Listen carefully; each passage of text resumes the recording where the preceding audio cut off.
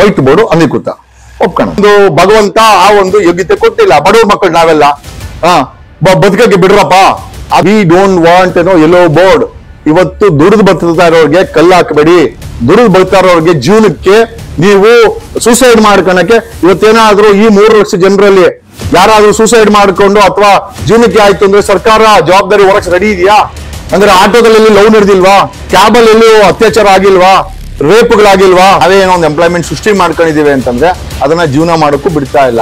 ಎಲ್ಲೋ ಒಂದ್ ಕಡೆ ಸೂಸೈಡ್ ಭಾಗ್ಯನ 5 ಭಾಗ್ಯ ಕೊಟ್ಟವ್ರಂತೆ ಸಿದ್ದರಾಮಯ್ಯ ಸರ್ಕಾರ. ಮೋಸ್ಟ್ಲಿ ಸೂಸೈಡ್ ಭಾಗ್ಯ ಏನಾದ್ರು ಕೊಟ್ಟಿದಾರ? ಅದನ್ನ ಮೋಸ್ಟ್ಲಿ ಆ ಸೂಸೈಡ್ ಭಾಗ್ಯಕ್ಕೋಸ್ಕರ ಏನಾದ್ರು ಈ 3 ಲಕ್ಷ ಜನರು ಹೊಟ್ಟೆ ಮೇಲೆ ಹೊಡೆದಿದ್ದಾರಾ? ಈ ಆಟೋ ಮಾಫಿಯಾನ ನಾವು ಬ್ರೇಕ್ ಮಾಡ್ತೀವಿ. ಹುಡುಗರಿಗೆ ಅಷ್ಟೊಂದು ಮಾಹಿತಿ ಗೊತ್ತಿರಲ್ಲ. ಅಂದ್ರೆ ಈಗ ವೈಟ್ ಬೋರ್ಡ್ ಅಲ್ಲಿ ಮಾಡೋದು ಲೀಗಲ್ ಇಲ್ಲೀಗಲ್ ಏನು ಅಂತ ಗೊತ್ತಿಲ್ಲ. ಸರ್ ನಿಮ್ ಪ್ರಕಾರ ಇದ್ರ ಅಭಿಪ್ರಾಯ ಏನು ಸರ್? ನೋಡಿ, ಈಗ ಸರ್ ಸರ್ಕಾರ ಪ್ರತಿಯೊಂದಕ್ಕೂ ಕಾನೂನು ಅಂತ ಹೋಯ್ತು ಅಂತಂದ್ರೆ ಓಕೆ, ವೈಟ್ ಬೋರ್ಡ್ ಅಧಿಕೃತ ಒಪ್ಕೋಣ. ವೈಟ್ ಬೋರ್ಡ್ ಓಡಾಡಬಾರ್ದು. ಓಕೆ, ಸರ್ಕಾರ ಅದೇ ರೀತಿ ಮಾಡಿದ್ರೆ ನಾವು ಪ್ರಶ್ನೆ ಮಾಡ್ಬೋದಾ? ಈಗ ನೋಡಿ, ಒಂದು ಗಾಡಿ ತಗೊಂಡ್ರೆ ನಾವು ಒಂದು ಇನೋವಾ ತಗೊಂಡ್ರೆ 20% ರೋಡ್ ಟ್ಯಾಕ್ಸ್ ಕಟ್ತೀವಿ. ಏನಕ್ಕೆ ಅಂತಂದ್ರೆ ಆ ಗಾಡಿ ಇರೋವರೆಗೂ ರಸ್ತೆಯಲ್ಲಿ ಓಡಾಡ್ಲಿಕ್ಕೆ. 25 ಲಕ್ಷ ರೂಪಾಯಿಂದ ಅಥವಾ 30 ಲಕ್ಷ ರೂಪಾಯಿ ನಾವು ಇನೋವಾ ತಗೊಂಡ್ರೆ ಹೆಚ್ಚು ಕಡಿಮೆ 6.5 ಲಕ್ಷ ರಸ್ತೆ ತೆರಿಗೆ ಕಟ್ತೀವಿ, ಓನ್ಲಿ ರೋಡ್ ಟ್ಯಾಕ್ಸ್. ಸೊ ಹಂಗಾರೆ ನಾವು ಜೀವನ ಇರೋ ಗಂಟ ನಾನು ಇಡೀ ಇಂಡಿಯಾದಲ್ಲಿ ಓಡಾಡಕ್ಕೆ ಆ ಇನೋವಾಗೆ ನಾನು ದುಡ್ಡು ಕಟ್ಟಿದ್ದೀನಿ ಅಂತ ಆಯ್ತು. ಸೊ ಕಟ್ಟಿದ್ಮೇಲೆ ನಾನು ಎಲ್ಲ ತೆರಿಗೆ ಕಟ್ಟಬೇಕಾ? ಕಟ್ಟಂಗಿಲ್ಲ ತಾನೆ. ಮತ್ತೆ ಟೋಲ್ ಗೇಟ್ ಹಾಕಿದ್ದೀರಾ? ಅಂದ್ರೆ ಗಾಡಿ ತಗೊಂಬೇಕಾದ್ರೆ ರೋಡ್ ಟ್ಯಾಕ್ಸ್ ಕಟ್ಟಬೇಕು, ಆಮೇಲೆ ದಿನ ನೀವು ವಸೂಲಿನೂ ಹಾಕ್ಬೇಕು. ಸರ್ಕಾರನೇ ಮಾಫಿಯಾ ನಡೆಸ್ತಾ ಇದೆ. ರೋಡ್ ಟ್ಯಾಕ್ಸ್ ಮಾಫಿಯಾನ ಕೇಂದ್ರ ಸರ್ಕಾರ ನಡೆಸ್ತಾ ಇದೆ, ರಾಜ್ಯ ಸರ್ಕಾರ ನಡೆಸ್ತಾ ಇದೆ. ರಾಜ್ಯ ಸರ್ಕಾರನು ಟೋಲ್ ಗೇಟ್ ಹಾಕಿ ವಸೂಲಿ ಮಾಡ್ತಾ ಇದೆ. ಅನಧಿಕೃತ, ಎರಡೂ ಅನಧಿಕೃತ ಅಲ್ರಿ. ಒಂದ್ಸತಿ ಒಂದು ಸೇವೆಗೆ ನಾವು ಟ್ಯಾಕ್ಸ್ ಕಟ್ಟಿದ್ಮೇಲೆ, ಗಾಡಿ ತಗೊಂಬೇಕಾದ್ರೆ ನಾನು ಟ್ಯಾಕ್ಸ್ ಕಟ್ಟಿದ್ಮೇಲೆ ನಾನೇ ಟ್ಯಾಕ್ಸ್ ಕಟ್ಟಬೇಕು ಟೋಲ್ ಗೇಟು? ಸರ್ಕಾರನೇ ಮಾಫಿಯಾ ನಡೆಸ್ತಾ ಇದೆ. ಮಾಫಿಯಾ ನಡೆಸ್ತಾರ ಸರ್ಕಾರ. ವೈಟ್ ಬೋರ್ಡ್ ಅನಧಿಕೃತ ಅನ್ನಕ್ಕೆ ನೈತಿಕತೆ ಎಲ್ರಿ ಇದೆ? ಆಮೇಲೆ ದೇಶದಲ್ಲಿ ಎಲ್ಲಾ ನಾವು ಕಮರ್ಷಿಯಲ್ ಮಾಡಂಗಿದ್ರೆ ವೆಲ್ಫೇರ್ ಅನ್ನೋದಕ್ಕೆ ವೆಲ್ಫೇರ್ ಸ್ಟೇಟ್ ಅಂತ ಭಾರತವನ್ನ ಅಂತಾರೆ. India is A welfare state. ಒಬ್ಬ ಬಡವನಿಗೆ 5 kg ಅಕ್ಕಿ ಫ್ರೀಯಾಗಿ ಕೊಡ್ತೀವಿ. ವೈ? ಯಾಕಂದ್ರೆ ಸಂವಿಧಾನದ ಕೆಳಗಡೆ ಒಬ್ಬ ವ್ಯಕ್ತಿಗೆ, ಬಡ ವ್ಯಕ್ತಿಗೆ ಊಟವನ್ನ, ನೀರನ್ನ, ಗಾಳಿಯನ್ನ ಮತ್ತೆ ಐ ಥಿಂಕ್ ಮಿನಿಮಮ್ ಫೆಸಿಲಿಟಿಗಳನ್ನ ಕೊಡ್ಬೇಕಂತ ಸಂವಿಧಾನ ಹೇಳುತ್ತೆ. ಒಬ್ಬ ಫುಟ್ಪಾತ್ ಅಲ್ಲಿ ಅಂಗಡಿ ಇಟ್ಕೊಂಡು ಗೋಣಿ ಚೀಲ ಹಾಕೊಂಡು ಹಣ್ಣು ಮಾರ್ತಾನೆ. ದುಡ್ಡು ಇರೋನ ಅಂಗಡಿನಲ್ಲಿ ಅಡ್ವಾನ್ಸ್ ಕೊಟ್ಟು ಮಾಡಿದ್ರೆ ಫುಟ್ಪಾತ್ ಅಲ್ಲಿ ಅವನೇನ್ ಕ್ರೈಮ್ ಮಾಡ್ತಾ ಇಲ್ಲ. ಸೊ ಎಲ್ಲೋ ಒಂದು ಕಡೆ ಪ್ರತಿಯೊಂದರಲ್ಲೂ ಕಮರ್ಷಿಯಲೈಸೇಷನ್ ಅಥವಾ ತೆರಿಗೆ ಅನ್ನೋದು, ಈ ತೆರಿಗೆ ಐ ಥಿಂಕ್ ಮಾಫಿಯಾನ ಸರ್ಕಾರ ಬಳಸ್ತಾ ಇದೆ. ಈಗ ನಾವು ವೈಟ್ ಬೋರ್ಡ್ ಗಾಡಿ ತಗೊಂಡ್ರು ಕೂಡ ವಿ ಪೇ 15 to 20% ಟ್ಯಾಕ್ಸ್. 2 ವೀಲರ್ಗೂ ಕೂಡ ನಾವು 12 to 15% ಟ್ಯಾಕ್ಸ್ ಕಟ್ಟಿರ್ತೀವಿ. ಸೊ ರಸ್ತೆ ತೆರಿಗೆ ಕಟ್ಟಿದ್ಮೇಲೆ ಮತ್ತೆ ನಾವು ಅದನ್ನ ಎಲ್ಲೋ ಬೋರ್ಡ್ ಹಾಕಬೇಕು ಅಂತಂದ್ರೆ ಏನ್ ಕಾರಣ? ಯಾಕೆ ಸರ್ಕಾರ ಪ್ರತಿಯೊಂದಕ್ಕೂ ಕಾನೂನು ಅಂತ ಮಾಡುತ್ತೆ? ಸ್ವತಃ ತಾನೇ ಕಾನೂನು ಫಾಲೋ ಮಾಡಲ್ಲ. ಕೇಂದ್ರ ಸರ್ಕಾರ ಆಗಿರ್ಬೋದು, ರಾಜ್ಯ ಸರ್ಕಾರ ಆಗಿರ್ಬೋದು, ವೆಹಿಕಲ್ ರಿಜಿಸ್ಟ್ರೇಷನ್ ಮಾಡಿದ್ಮೇಲೆ ಮತ್ತೆ ಟೋಲ್ ಗೇಟ್ ಆಗಂಗಿಲ್ಲ. ಒಂದ್ ಕೆಲಸ ಮಾಡಕ್ಕೆ ಹೇಳಿ. ಈಗ ವೈಟ್ ಬೋರ್ಡ್ ಮಾಡ್ಬೇಕು ಅಂತಂದ್ರೆ ಟೋಲ್ ಗೇಟ್ಗಳನ್ನ ತೆರವುಗೊಳಿಸಬಹುದಲ್ವಾ? ನಮ್ಮ ರಾಜ್ಯದಲ್ಲಿ ರಾಷ್ಟ್ರೀಯ ಹೆದ್ದಾರಿಗಳ ಟೋಲ್ ಗೇಟ್ಗಳು 58 ಇದೆ, ರಾಜ್ಯ ಹೆದ್ದಾರಿಗಳಲ್ಲಿ 48 ಇದೆ.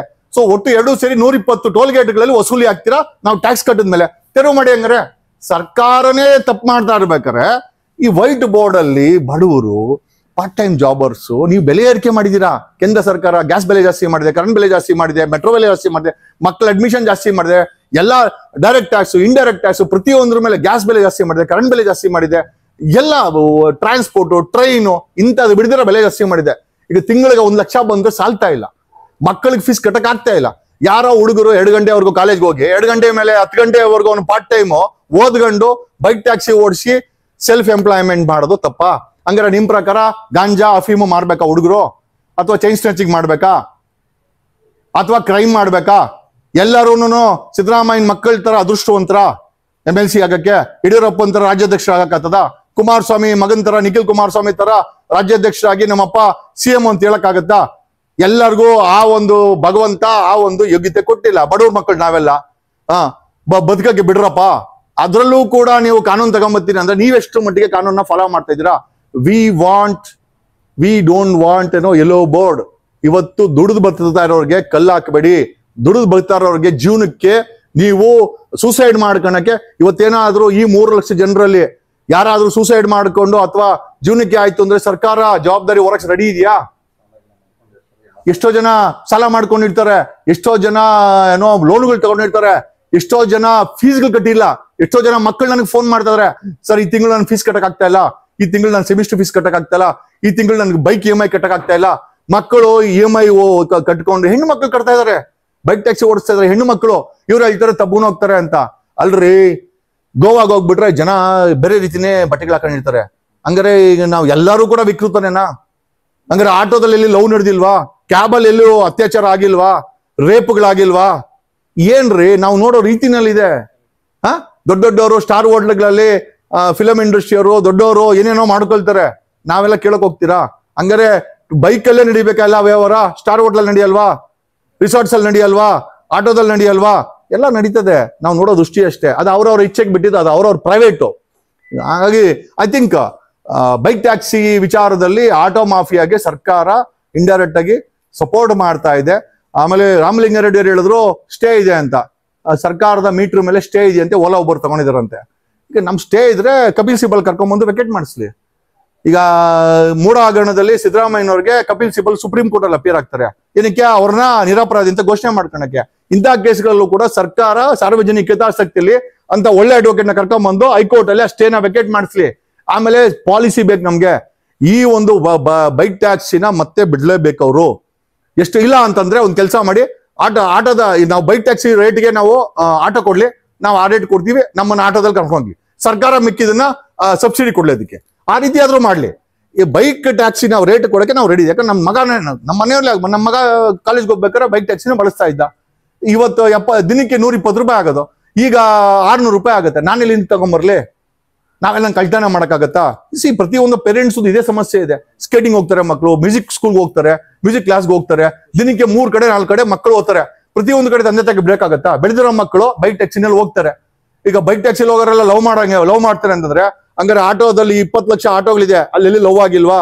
ಅಲ್ಲೆಲ್ಲಿ ಅತ್ಯಾಚಾರ ಆಗಿಲ್ವಾ? ಅಲ್ಲೆಲ್ಲಿ ಲೂಟಿ ಆಗಿಲ್ವಾ? ಅಲ್ಲೆಲ್ಲಿ ದುರ್ಬಳಕೆ ಆಗಿಲ್ವಾ? ನೀವೆಲ್ಲ ಸತ್ಯಹರಿಶ್ಚಂದ್ರ ಮಕ್ಕಳ ಸರ್ಟಿಫಿಕೇಟ್ ಇದೆಯಾ? ಗೊತ್ತಿಲ್ಲ. ಸರ್ ಈಗ ಅದೇ ಏನಪ್ಪಾ ಅಂದ್ರೆ, ಈಗ ಸುಮಾರು ಜನ ಈಗ ಬೀದಿಗೆ ಬಂದ್ಬಿಟ್ಟಿದ್ದಾರೆ ಸರ್. ಸೊ ಇದನ್ನೇ ನಂಬ್ಕೊಂಡು ಈಗ ಲಕ್ಷಾಂತರ ಜನ ಇದ್ರು. ಸೊ ಈಗ ಗೌರ್ಮೆಂಟ್ ಅವರು ಒಂದ್ ಕಡೆ ಅವ್ರಿಗೆ ಯಾವ್ದೇ ರೀತಿ ಕೆಲಸಗಳು ಮಾಡ್ಕೊಡಲ್ಲ. ಸೊ ನಾವು ನೋಡ್ದಂಗೆ ಸುಮಾರು ಜನ ನಮ್ಮ ಹತ್ರನೇ ವಿಡಿಯೋಸ್ ಇದಾವೆ. ಸೊ ಚೆನ್ನಾಗಿ ಓದ್ಕೊಂಡಿರೋರೆ ಸರಿಯಾಗಿ ಕೆಲಸ ಸಿಕ್ಕಿದ್ರೆ ಈ ಕೆಲಸಗಳನ್ನ ಮಾಡ್ಕೊಂಡು ಅವರ ಅಂದ್ರೆ ಎಜುಕೇಶನ್ಗೆ ಸಾಲಾಗಿಲ್ಲ ಮಾಡ್ಕೊಂಡು ಸೊ ಅವ್ರ ಮನೇನ ನಡೆಸ್ಕೊಂಡು ಹೆಂಗೋ ಹೋಗ್ತಾ ಇದ್ರು.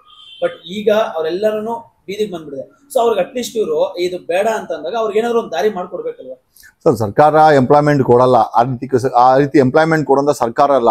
ಹೋಗ್ಲಿ, ನಾವೇ ಏನೋ ಒಂದು ಎಂಪ್ಲಾಯ್ಮೆಂಟ್ ಸೃಷ್ಟಿ ಮಾಡ್ಕೊಂಡಿದೀವಿ ಅಂತಂದ್ರೆ ಅದನ್ನ ಜೀವನ ಮಾಡೋಕ್ಕೂ ಬಿಡ್ತಾ ಇಲ್ಲ. ಹಂಗಾರೆ ಏನಂಗಾರೆ ಸೂಸೈಡ್ ಮಾಡ್ಕೊಂಡು ಸಾಯ್ಬೇಕಾ ಬಡವ್ರ ಮಕ್ಕಳು? ಎಲ್ಲೋ ಒಂದ್ ಕಡೆ ಸೂಸೈಡ್ ಭಾಗ್ಯನ 5 ಭಾಗ್ಯ ಕೊಟ್ಟವ್ರಂತೆ ಸಿದ್ದರಾಮಯ್ಯ ಸರ್ಕಾರ. ಮೋಸ್ಟ್ಲಿ ಸೂಸೈಡ್ ಭಾಗ್ಯ ಏನಾದ್ರು ಕೊಟ್ಟಿದಾರ? ಅದನ್ನ ಮೋಸ್ಟ್ಲಿ ಆ ಸೂಸೈಡ್ ಭಾಗ್ಯಕ್ಕೋಸ್ಕರ ಏನಾದ್ರು ಈ 3 ಲಕ್ಷ ಜನರು ಹೊಟ್ಟೆ ಮೇಲೆ ಹೊಡೆದಿದ್ದಾರ? ಈ ಆಟೋ ಮಾಫಿಯಾಗೆ ಸಪೋರ್ಟ್ ಮಾಡ್ತಾ ಇದಾರ? ಈ ಆಟೋ ಮಾಫಿಯಾನ ನಾವು ಬ್ರೇಕ್ ಮಾಡ್ತೀವಿ. I will break it. I will put on record. Otherwise ಬೆಂಗಳೂರಿನ ಜಾಯಿಂಟ್ ಕಮಿಷನರ್ ಅನುಚೇತು ಮತ್ತೆ RTO ಕಮಿಷನರ್ ಇಬ್ರು ಜೈಲ್ಗೆ ಹೋಗ್ತಾರೆ. ಈ ಅನಧಿಕೃತ ಆಟೋಗಳನ್ನ ತಡೆದಿಲ್ಲ ಅಂತಂದ್ರೆ we want that to happen. ಆಮೇಲೆ ಇವರು ಇದು ಹೈಕೋರ್ಟ್ಗೆ ಸುಳ್ಳು ಅಫಿಡೇವಿಟ್ ಹಾಕಿದ್ದಾರೆ, ಪ್ಯಾನಲ್ ರಿಪೋರ್ಟ್ ಅಂತ. ಯಾವ ಪ್ಯಾನಲ್ ನ ಸೃಷ್ಟಿ ಮಾಡಿದರೆ ಹೊರತು ಸುಳ್ಳು ಅಫಿಡೇವಿಟ್ ಹಾಕಿದರೆ ಯಾವ ಸ್ಟಡಿನೂ ಮಾಡಿಲ್ಲ. ಆಮೇಲೆ ನಿಜವಾಗ್ಲೂ ಇಷ್ಟು ಸೇಟುಗಳಿಗೋಸ್ಕರ, ಅನಧಿಕೃತ ಆಟೋಗಳಿಗೋಸ್ಕರ ಸರ್ಕಾರ ಈ ಮಟ್ಟಕ್ಕೆ ಸುಳ್ಳನ್ನ ಹೇಳೋದು, ಸುಳ್ಳು ಅಫಿಡೇವಿಟ್ ಅನ್ನ ಹಾಕೋದು, ಅವ್ರ ಪರ ನಿಂತ್ಕೊಳ್ಳೋದನ್ನ ನಾವು ಮೊದಲ ಬಾರಿ ಯುವಕರ ಜೊತೆ ನಿಂತ್ಕೊಬೇಕು. ಇವತ್ತು ದುಡುತ್ತಿನವ್ರ ಪರವಾಗಿ ನಿಂತ್ಕೊಬೇಕು, ಬಡವ್ರ ಪರವಾಗಿ ನಿಂತ್ಕೊಬೇಕು, ಸಾಮಾನ್ಯರ ಪರವಾಗಿ ಸರ್ಕಾರ ನಿಂತ್ಕೊಬೇಕು, ಮಾಫಿಯಾಗಳ ಪರವಾಗಿ ಸರ್ಕಾರ ನಿಂತ್ಕೊಂತ ಇದೆ. ನಿಜವಾಗ್ಲೂ ಇವತ್ತಿನ ಯುವ ಜನತೆಯ ದೌರ್ಭಾಗ್ಯ ಅಂತ ಹೇಳ್ಬೋದು. ಮತ್ತೊಂದು ಕ್ವಶನ್, ಇವಾಗ ರ್ಯಾಪಿಡೋ ಬ್ಯಾನ್ ಐತಲ್ಲ, ಅದ್ರಿಗೆ ನಮ್ಗೆ ಇವಾಗ ಡೆಲಿವರಿ ಫೀಲ್ಡ್ಗೂ ಬಂದ್ಬಿಟ್ಟಿದ್ದಲ್ಲ, ಇನ್ನು ಎಲ್ಲೋ ಬೋರ್ಡ್ ಮಾಡಿಸ್ಬೇಕಂತ ಅದ್ರ ಬಗ್ಗೆ ಇಲ್ಲ ನೋಡಿ ಸರ್, ಡೆಲಿವರಿ ಅಮೆಝಾನ್ ಆಗಲಿ ಝೊಮ್ಯಾಟೊ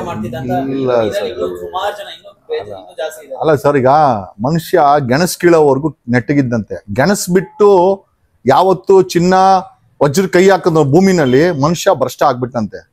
ಒಂದು ಲೆವೆಲ್ ಅವ್ರಿಗೂ ಕಮರ್ಷಿಯಲೈಸೇಷನ್ ಓಕೆ. ನಮ್ಮ ಇದೇನು ಸಂವಿಧಾನಿಕವಾಗಿ welfare is a state of authority ಅಂತ ಹೇಳ್ತಾರೆ. ಏನಕ್ಕೆ ಅಂತಂದ್ರೆ ಸಾಮಾಜಿಕವಾಗಿ ತೆರಿಗೆ ಕಟ್ಟೋದೇನೇನೆ, ಅನ್ನ ಇಲ್ದವನ್ಗೆ ಕೆಲಸ ಇಲ್ದವನ್ಗೆ ಕೆಲಸ ಕೊಡಿ ಅಂತ, ಅನ್ನ ಇಲ್ದವನ್ಗೆ ಅನ್ನ ಕೊಡಿ ಅಂತ, ಸೂರು ಇಲ್ದವನ್ಗೆ ಸೂರು ಕೊಡಿ ಅಂತ ಸರ್ಕಾರಗಳ ಕೆಲಸ ಮಾಡ್ತಾ ಇಲ್ಲ. ನಮ್ಮ ತೆರಿಗೆಯಿಂದ ಸರ್ಕಾರ ನಡೀತಾ ಇದೆ. ನಮ್ಮ ಹೊಟ್ಟೆ ಮೇಲೆ ಈಗ ನಾವು ಕಳ್ತನ ಮಾಡ್ತಾ ಇದ್ರೆ ನಿಲ್ಸಿದ್ರೆ ಪರವಾಗಿಲ್ಲ. ಈಗ ನಾವು ಗಾಡಿಗಳನ್ನ ಓಡಿಸ್ತಾ ಇದ್ರೆ ಅದನ್ನ ಕಿತ್ಕೊಂಡು ನಮ್ಮ ಹೊಟ್ಟೆ ಮೇಲೆ ಕಣ್ಣೀರ್ ಬಟ್ಟೆ ಹಾಕಿದ್ರೆ ಮೋಸ್ಟ್ಲಿ ಇದೊಂದು ಭ್ರಷ್ಟ ಸರ್ಕಾರ, ಒಂದು ಭ್ರಷ್ಟ ವ್ಯವಸ್ಥೆ, ಒಂದು ಮಾಫಿಯಾಗೆ ಎದುರ್ಕೊಂಡು ಇದನ್ನೆಲ್ಲ ಮಾಡ್ತಾ ಇದ್ದಾರೆ. ಈ ಆಟೋ ಮಾಫಿಯಾ ನಡೆಸ್ತಾ ಇರೋರು ಬೆಂಗಳೂರಲ್ಲಿರೋ ಸೇಟುಗಳು. ಈ ಹವಾಲಾ ಹಣ ತಗೊಂಬಂದು ಈ ಆಟೋಗಳಿಗೆ ಫೈನಾನ್ಸ್ಗಳನ್ನ ಕೊಟ್ಟು ಕಂಪನಿಗಳ ಕೈಲಿ ಆಟೋಗಳನ್ನ ಮಾರಾಟ ಮಾಡಿಸಿ ಆಟೋ ಕೈಯಲ್ಲಿ, ಆಮೇಲೆ 1,67,000 ಆಟೋ ಬಿಟ್ಟು 20 ಲಕ್ಷ ಆಟೋ ಇದ್ಮೇಲೆ ಇದನ್ನ ಹೆಂಗ್ ರಿಜಿಸ್ಟ್ರೇಷನ್ ಮಾಡಿದ್ರಿ? ಏನ್ ಡೂಪ್ಲಿಕೇಟ್ ರಿಜಿಸ್ಟ್ರೇಷನ್ ಮಾಡಿದೀರಾ? ಯಾವ ನಂಬರಲ್ಲಿ ಮಾಡಿದೀರಾ? ಆಮೇಲೆ ಆಟೋಗಳ ತಪಾಸಣೆ ಯಾಕಾಗಿಲ್ಲ? ನಾನು ವಿಡಿಯೋ ಮಾಡಿದ್ಮೇಲೆ ಪೊಲೀಸ್ ಇಲಾಖೆ ಎಚ್ಚೆತ್ಕೊಂಡು ತಪಾಸಣೆ ಮಾಡ್ತಾ ಇದ್ದೆ. ಅದಕ್ಕೆ ಮುಂಚೆ ಕಲೆಕ್ಷನ್ ಮಾಡ್ಕೊತಾ ಇದ್ರಾ? ತಿಂಗಳು 100 ಕೋಟಿ ಕಲೆಕ್ಷನ್ ಬರ್ತಾ ಇದೆ ಅಂತೆ, ನಿಜಾನಾ? 500 ರೂಪಾಯಿ ಆಟೋ, ಪ್ರತಿಯೊಂದು ಆಟೋ 20 ಲಕ್ಷ ಆಟೋ, ಪ್ರತಿಯೊಂದು ಆಟೋ 500 ರೂಪಾಯಿ ಅನಧಿಕೃತವಾಗಿ ಕಲೆಕ್ಷನ್ ಮಾಡ್ತಾ ಇದ್ರು ಅಂತ ವಿಚಾರ ಇದೆ. ಇದು CBIಗೆ ತಿಳಿಸ್ಬೇಕು. ಈ ರೀತಿ ಮಾಫಿಯಾಗಳನ್ನ ಮಾಡ್ಕೊಂಡು ಅಂದ್ರೆ 500 ರೂಪಾಯಿ ಒಂದು ಆಟೋ ಅಂದ್ರೆ 20 ಲಕ್ಷ ಆಟೋಗೆ 100 ಕೋಟಿ ರೂಪಾಯಿ ಆಯ್ತು. ಹಂಗಾರೆ 100 ಕೋಟಿ ರೂಪಾಯಿ ಕಲೆಕ್ಟ್ ಆಗ್ತಾ ಇದೆಯಾ? ಇದು ಪ್ರಶ್ನೆ, ನಾನು ಕೇಳಿದ ಪ್ರಶ್ನೆ. ಇದು ಸುಳ್ಳೋ ನಿಜನ ತನಿಖೆಯಿಂದನೇ ಗೊತ್ತಾಗ್ಬೇಕು. RTOಗೆ, ಟ್ರಾಫಿಕ್ ಅವ್ರಿಗೆ, ಸರ್ಕಾರಕ್ಕೆ ಅನಧಿಕೃತವಾಗಿ ಈ ಒಂದು ಆಟೋಗಳಿಂದ ತಿಂಗಳಿಗೆ 100 ಕೋಟಿ ಹೋಗ್ತಾ ಇತ್ತು. ಪ್ರತಿಯೊಬ್ಬ ಆಟೋನು 500 ರೂಪಾಯಿ ಸುಂಕ ಕಟ್ತಾ ಇದ್ದ, ಅಂದ್ರೆ ಈ ಮಾಫಿಯಾ ಸುಂಕ ಕಟ್ತಾ ಇದ್ದ ಅಂತ ವಿಚಾರ ಇದೆ. ತನಿಖೆ ಮಾಡ್ಲಿ. ಈಗ ವೈಟ್ ಬೋರ್ಡ್ ಇಟ್ಕೊಂಡಿರೋದು ದೊಡ್ಡ ಅಪರಾಧ, ನೇಣ್ ಹಾಕೊಂಡ್ಬಿಟ್ರು. ಈಗ ಅದನ್ನ ವೈಟ್ ಬೋರ್ಡ್ ದಂಧೆ, ವೈಟ್ ಬೋರ್ಡ್ ಬಿಸ್ನೆಸ್ಗೆ ಇವ್ರು ನೇಣ್ ಹಾಕ್ಬಿಟ್ಟಿದ್ದಾರೆ. ಈಗ ಅದನ್ನ ಅಷ್ಟು ನಿಕೃಷ್ಟ ಕಾಣದ ಮೇಲೆ ಈ ಮಾಫಿಯಾನ ತನಿಖೆ ಮಾಡ್ಬೇಕಲ್ವಾ?